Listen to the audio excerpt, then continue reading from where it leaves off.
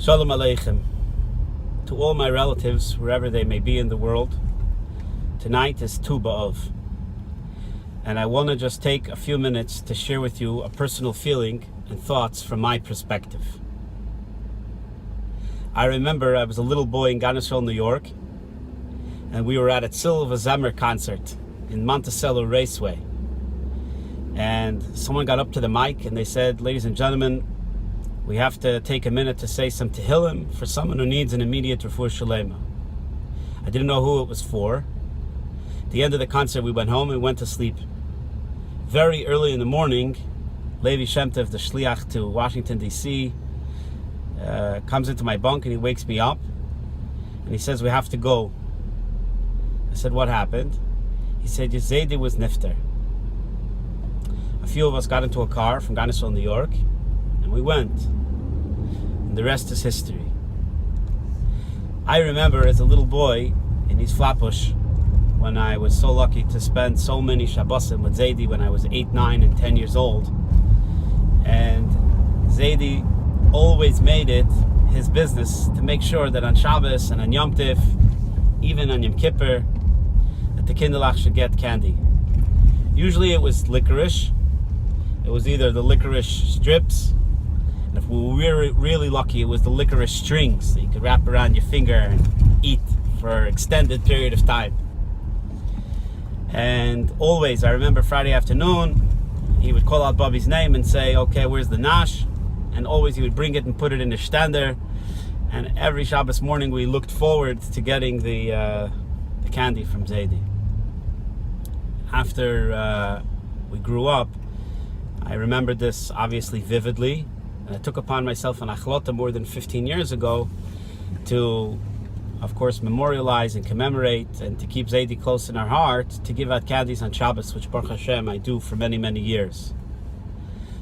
I was sitting on my couch Friday night after a few good l'chaims, and I was thinking to myself, a lot of us didn't see Zaydie Hecht, never met him.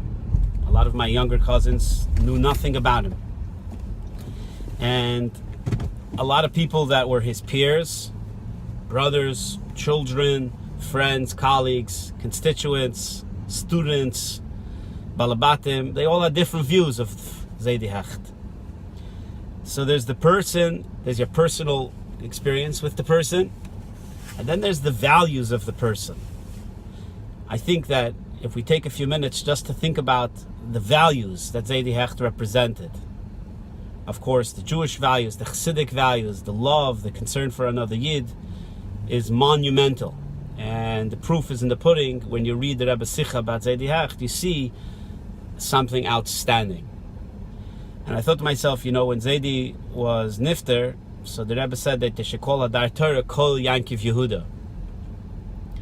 And of course, Koil comes from the idea of Yankiv, Kol Yankiv Yadayim B'dei Esav, that idea of the voice, the Koil of Torah, the Koil of Tefillah, is the idea of Zaydie, who he was that he represented Yiddishkeit, he represented Chassidishkeit, Tineka Shabbos Rabbah, and all the things that he did for the Rebbe, particularly with children.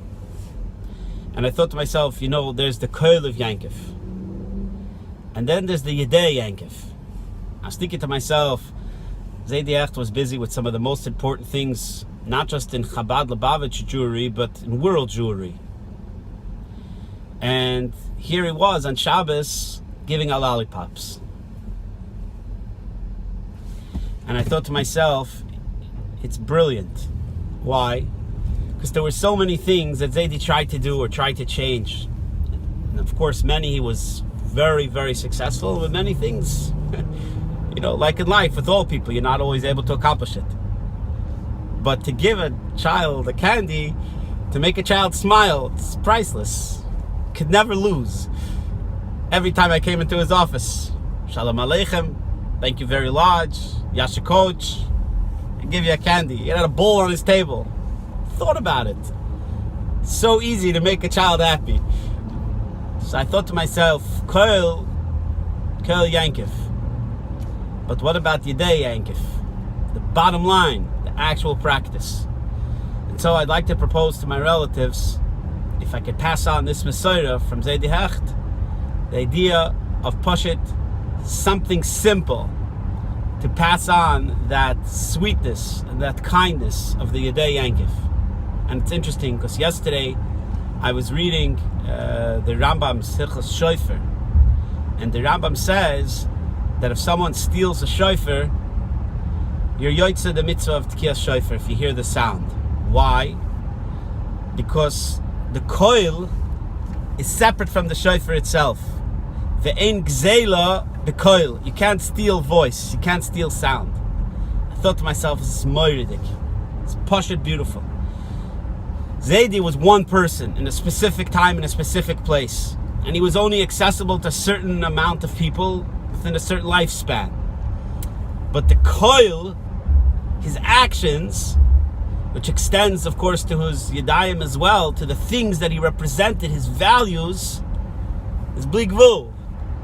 We, the children, the grandchildren, the great-grandchildren, for Doire Doiris till Mashiach comes, and that included, we could take his values, his koil, his maisim, what he represented, and we could perpetuate it into the next generation.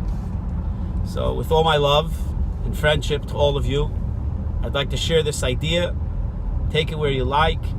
Maybe you have your own original idea as a breakaway from this idea, but to know that the koil is free, it's open to take the values and the beauty of our dear and beloved Zaydie Hecht. I wish you all a wonderful Shabbos and a very, very meaningful Yahrzeit experience. Sei gesund.